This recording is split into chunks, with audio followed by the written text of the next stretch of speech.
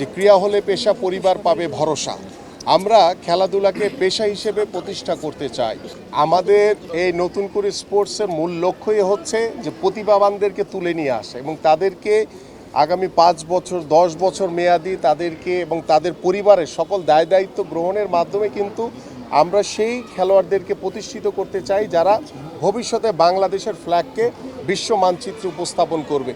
যে আমাদের যে 22টি জেলায় আমাদের সুইমিং পুল রয়েছে, তাও আমি বলবো যে আপ টু দ্য মার্ক না, জরাজীর্ণ অবস্থায় রয়েছে, সেগুলোকে সচল করা। ক্রিকেট যেহেতু আমাদের একটি মর্যাদার জায়গা, ক্রিকেট যেহেতু আমাদের বিশ্ব ক্রিকেটে আমাদের অত্যন্ত সুদৃঢ় একটি অবস্থান রয়েছে, সেই ক্ষেত্রে বিগত সময়ের একটি ঘটনাকে কেন্দ্র করে বিশ্বকাপ ক্রিকেটকে কেন্দ্র করে যে একটি টানাপোড়েন হয়েছে, আমরা দৃঢ়ভাবে বিশ্বাস করি। ইতিমধ্যে আমি নিজেই আমাদের যে ইন্ডিয়ান অ্যাম্বাসিতে আমি কথা বলেছি, তারাও আমাদের সাথে কথা বলেছে। তারা সবাই ওয়েট করছে যে সেপ্টেম্বরে ভারত বাংলাদেশে আসবে, আসার পরে বিগত সময় যে ছোট্ট একটি যে ঘটনাকে কেন্দ্র করে যেই একটি টানাপোড়েন হয়েছিল, আমি মনে করি সেটাকে কাটিয়ে উঠে ইনশাল্লাহ আমরা সুন্দরভাবে পার্শ্ববর্তী সকল দেশের সাথেই আমাদের যে স্পোর্টস ডিপ্লোমেসি, আমাদের যে যোগাযোগ চলাচল সব কিছুই খুব স্বাভাবিকভাবেই সেটা চলমান থাকবে ইনশাল্লাহ। বাংলাদেশের ইতিহাসে এই প্রথম যে নতুন করে স্পোর্টস নিয়ে চিন্তাভাবনা করেছেন আমাদের মাননীয় প্রধানমন্ত্রী জনাব তারেক রহমান, এবং তার এই চিন্তার সূত্রটা কিন্তু সেই 80-র দশকের।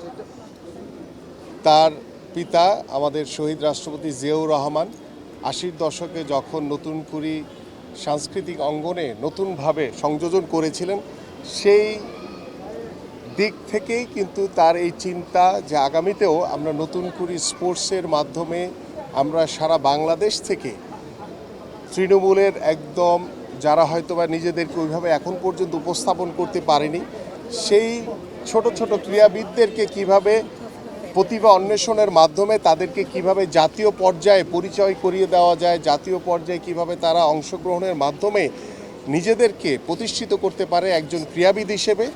আমাদের মাননীয় প্রধানমন্ত্রীর যে উদ্যোগ, যে ক্রীড়া হলে পেশা, পরিবার পাবে ভরসা, আমরা খেলাধুলাকে পেশা হিসেবে প্রতিষ্ঠা করতে চাই এবং সেই লক্ষ্য নিয়ে ইতিমধ্যে আমাদের জাতীয় ক্রীড়াবিদদেরকে পেশাগত স্বীকৃতি বাবদ ক্রীড়া ভাতা এবং ক্রীড়া কার্ড প্রদান করা হয়েছে।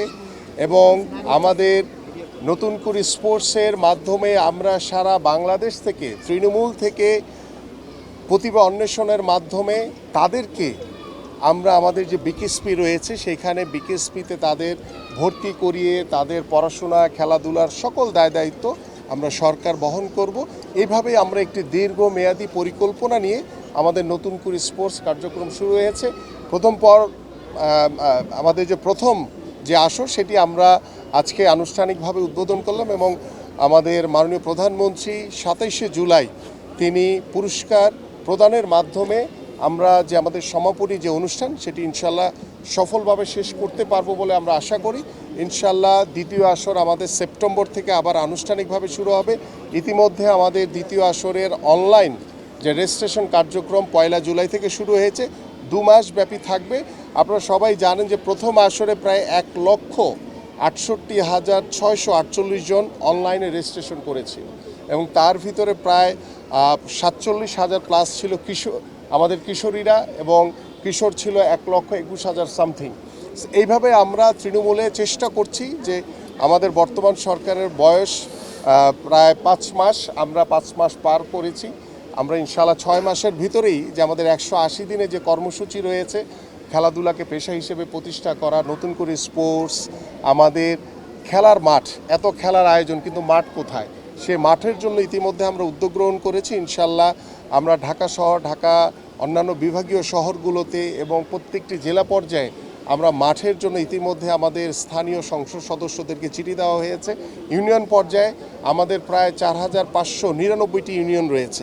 আমরা আমাদের স্থানীয় সংসদ সদস্যদেরকে ইতিমধ্যে আমি নিজে ডিও লেটার প্রদান করেছি যে প্রত্যেকটি ইউনিয়নে একটি করে 8 বিঘা জায়গার উপরে যে একটি মাঠ তৈরি করা যায় এবং সেখানে যাতে উন্মুক্তভাবে আমাদের ভবিষ্যৎ প্রজন্ম, আমাদের সন্তানরা যাতে খেলার উপযোগী একটি মাঠ তারা পায়, সেভাবে আমাদের ইতিমধ্যে পরিকল্পনা রয়েছে। ইনশাল্লাহ আমাদের জাতীয় শিক্ষাক্রমে আপনারা জানেন যে শিক্ষা মন্ত্রণালয় থেকে ইতিমধ্যে আমরা আন্তঃমন্ত্রণালয় মিটিং করে আমাদের শিক্ষা মন্ত্রণালয়ের সাথে আলোচনার মাধ্যমে, প্রাথমিক ও গণশিক্ষা মন্ত্রণালয়ের সাথে আলোচনার মাধ্যমে আমরা নতুন পাঠ্যপুস্তক সংযোজন হচ্ছে। এই নতুন করে স্পোর্টসের যে 8টি ইভেন্ট দিয়ে আমরা শুরু করেছি, এই 8টি সাবজেক্টের উপরে 8টি পাঠ্যপুস্তক লেখা হচ্ছে। সো আমরা আশা করি যে আগামী শিক্ষাক্রমে 4র্থ শ্রেণী থেকে যখন খেলাধুলাকে বাধ্যতামূলক করা হবে এবং সেই নতুন পাঠ্যপুস্তকে আমাদের ভবিষ্যৎ প্রজন্ম তারা নতুনভাবে সেটিকে উপস্থাপন করতে পারবে নিজেদের কাছে। পাশাপাশি আমরা শুধু থিওরিক্যাল না, আমরা লিখিত পরীক্ষা যেমন থাকবে 40 মার্কসের, ঠিক 60 মার্কস থাকবে হচ্ছে মাঠে প্র্যাকটিক্যালি। কারণ আমরা চাই যে সারা দিনের ভিতরে আমাদের সন্তানটা যাতে একটি সময় হলো যাতে তারা মাঠে থাকে এবং সেই মাঠে থাকার মাধ্যমে সে নিজেকে সুস্থভাবে গড়ে তুলতে পারবে। আমরা ডিভাইসের হাত থেকে আমাদের সন্তানদেরকে দূরে রাখতে পারবো, সর্বোপরি মাদক থেকে আমরা আমাদের এই যুব সমাজকে দূরে রাখতে পারবো এবং সেটার অন্যতম মাধ্যম হচ্ছে খেলাধুলা। সো আমি আপনাদের যারা সাংবাদিক ভাইরা রয়েছেন, আমি আপনাদের কাছে সার্বিকভাবে সহযোগিতা চাই এবং আমাদের যে লক্ষ্য রয়েছে যে আমরা আগামী 5 বছর পরে আমরা মনে করি যে আমরা জিরো থেকে শুরু করেছি। এই যে নতুন করে স্পোর্টস মানে হচ্ছে জিরো থেকে নতুন করে শুরু করা, সেই জিরো থেকে শুরু করেছি এবং এটা আমরা 5 বছর পরে কিংবা 10 বছর পরে ইনশাল্লাহ আমাদের যেহেতু আমরা একটি পরিপূর্ণ নীতিমালার মাধ্যমে আমাদের এই কার্যক্রমগুলো শুরু হয়েছে, খেলাধুলাকে পেশা হিসেবে প্রতিষ্ঠা, নতুন করে স্পোর্টস সব কিছুই একটি ধারাবাহিক প্রসেসের মাধ্যমে ইনশাল্লাহ আমরা আমাদের কাঙ্ক্ষিত লক্ষ্যে এবং আমাদের মাননীয় প্রধানমন্ত্রীর যে উদ্যোগ, ইনশাল্লাহ সেই উদ্যোগের মাধ্যমে আমার পরিবার, আমার এই সমাজ এবং আমার এই রাষ্ট্র যে গুণগত পরিবর্তন পাবে, সেই পরিবর্তনের আপনারাও সবাই যাতে এই ইতিহাসের সাক্ষী হয়ে থাকেন সেই প্রত্যাশা ব্যক্ত করছি। Thank you. আপনার এবং প্রধানমন্ত্রীর মহতী উদ্যোগ এবং সারা দেশ সেই জায়গায় আমি যেটা বলতেছি, প্রকৃত খেলোয়াড় প্রকৃত প্রতিভাবান যারা, তাদেরকে বাছাই করার জন্য আপনারা কত ধরনের কঠোরতা অবলম্বন করেছেন যাতে রুলস রেগুলেশনের জায়গায় আসলে যারা মানে প্রতিভাবান ওইরকম ছেলেপেলে যাতে।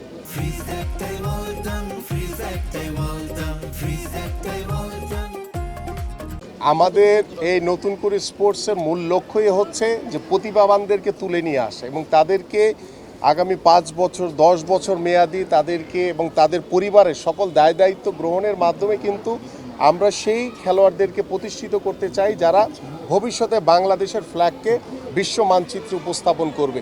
তো সেই ক্ষেত্রে আমাদের বিকেএসপি সার্বিকভাবে সহযোগিতা করছে। আমাদের স্থানীয় পর্যায়ে যারা বিভিন্ন ইভেন্টের ফুটবলের কোচ, ক্রিকেটের কোচ, সাঁতারের যারা কোচ রয়েছেন, প্রত্যেকটি ইভেন্টেরই কোচরা কিন্তু সেই খেলোয়াড়দেরকে বাছাই করছে এবং আপনাদের আজকে যারা জাতীয় পর্যায়ে অংশগ্রহণ করছে তাদের থেকে বাছাই করে এবং যদি কোনো ভালো সাঁতারু কিংবা ভালো কোনো অ্যাথলেট তারা যদি গ্রামে হয়তো বা কোনো কারণে তারা আসতে পারেনি এখানে, তাদেরকেও আমরা কালেক্ট করে আমরা জাতীয় পর্যায়ে এনে তাদেরকে বাছাই করার মাধ্যমে আমরা বিকেএসপিতে তাদেরকে ভর্তি করার সুযোগ করে দিব এবং সেই বিকেএসপিতে তার পড়াশোনা, খেলাধুলা সে যতদিন নিজেদেরকে প্রতিষ্ঠিত করতে না পারে ততদিন আমাদের এই সহযোগিতা সার্বিক সুযোগ সুবিধা তাদের জন্য অব্যাহত থাকছে।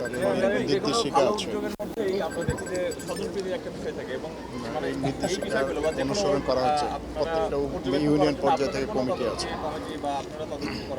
আমাদের ইতিমধ্যে আমাদের যুব ক্রীড়া মন্ত্রণালয়, আমাদের ক্রীড়া পরিদপ্তর থেকে আমাদের কমিটি না শুধু আমাদের একটি নির্দেশিকাও তৈরি করা হয়েছে এবং সেই নির্দেশিকার ভিতরে সার্বিকভাবে সব কিছু দেওয়া আছে এখানে যে আমরা ইউনিয়ন পর্যায় থেকে, আমাদের উপজেলা পর্যায় থেকে, আমরা জেলা পর্যায় থেকে, বিভাগ থেকে জাতীয় পর্যায়ে কিভাবে অংশগ্রহণ করবে এবং কিভাবে খেলোয়াড় বাছাই করা হবে এবং কিভাবে আমরা প্রতিভাবান খেলোয়াড়দেরকে বাছাই করব, টোটাল বিষয়গুলো এই নির্দেশিকার ভিতরে রয়েছে। যেহেতু এটি আমাদের জাতীয় প্রোগ্রাম, সরকারি প্রোগ্রাম, তো আমরা একদম নির্দেশিকা মানে নির্দেশনার মোতাবেকই আমরা এই কার্যক্রমগুলো ইনশাল্লাহ শেষ করব। ধন্যবাদ। কোনো প্রকার স্বজনপ্রীতি হওয়ার কোনো সুযোগ নাই। যদি হয় আমাদের কাছে, যদি আমার কাছে আসে, তার বিরুদ্ধে তাৎক্ষণিকভাবে ব্যবস্থা নিই।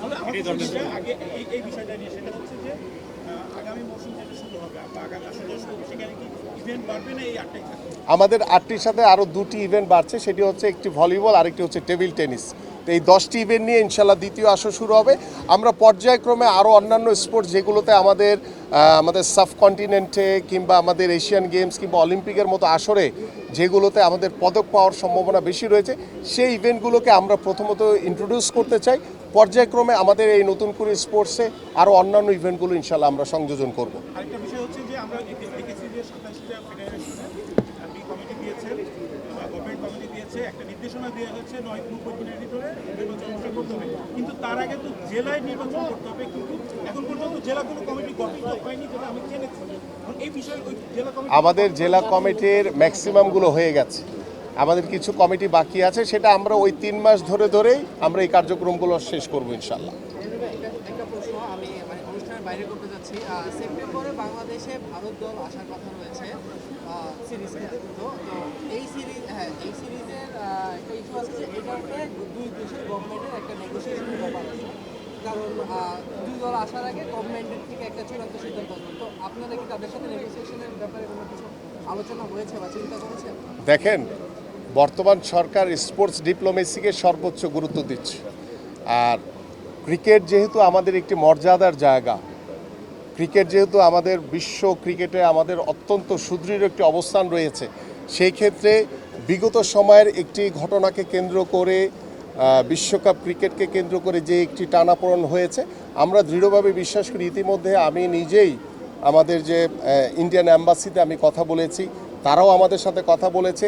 তারা সবাই ওয়েট করছে যে সেপ্টেম্বরে ভারত বাংলাদেশে আসবে, আসার পরে বিগত সময় যে ছোট্ট একটি যে ঘটনাকে কেন্দ্র করে যেই একটি টানাপোড়েন হয়েছিল, আমি মনে করি সেটাকে কাটিয়ে উঠে ইনশাল্লাহ আমরা সুন্দরভাবে পার্শ্ববর্তী সকল দেশের সাথেই আমাদের যে স্পোর্টস ডিপ্লোমেসি, আমাদের যে যোগাযোগ চলাচল সব কিছুই খুব স্বাভাবিকভাবেই সেটা চলমান থাকবে ইনশাল্লাহ। ভাই, আমার একটা শেষ প্রশ্ন, সেটি হচ্ছে সাঁতার নিয়ে যেহেতু অনুষ্ঠানটা হলো, তো বাংলাদেশে আসলে সুইমিং পুল আছে মানে মোটামুটি হচ্ছে এনএসির অধীনে 24টা, তার মধ্যে মোটা থেকে 2টা এইরকম আছে যে সচল আছে, বাকিগুলো কিন্তু সচল নেই।